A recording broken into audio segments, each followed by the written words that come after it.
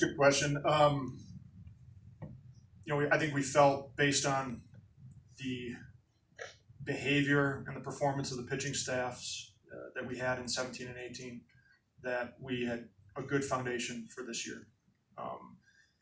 A lot of the same players, right, from staffs that really helped carry us in a lot of ways in those playoff years. And you go all the way up to the playoffs last year at this time. Our pitchers showed up, right?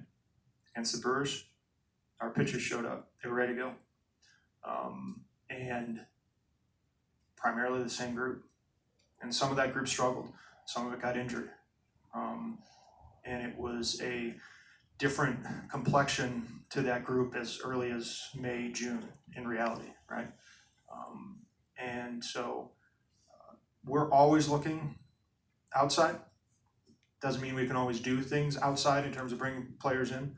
We have in the past 3 years. I have in the past 3-4 years. Some of it's has worked. Some of it hasn't worked. But we're always looking. And that being said, I think that there still is a foundation as long as certain guys bounce back. And that's we're not just gonna blink and close our eyes and hope that that's gonna happen. That's gonna take a lot of work by everybody involved.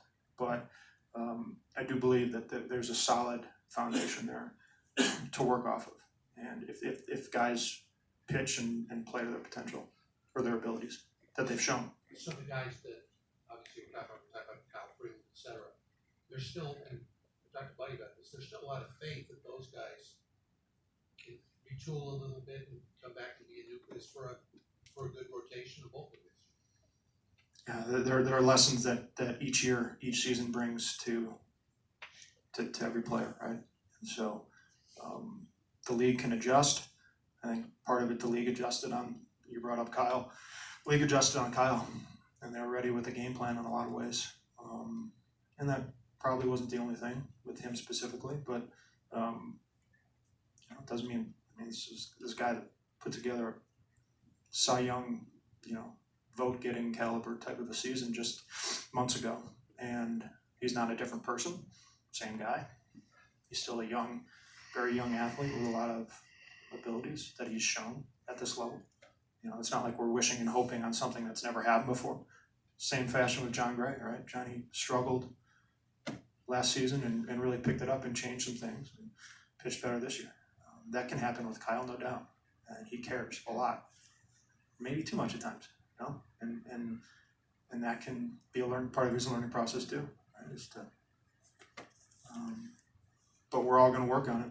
We still very much believe in Kyle Freeland, just like we very much believed in John Gray when he struggled. What do you want to follow up on that?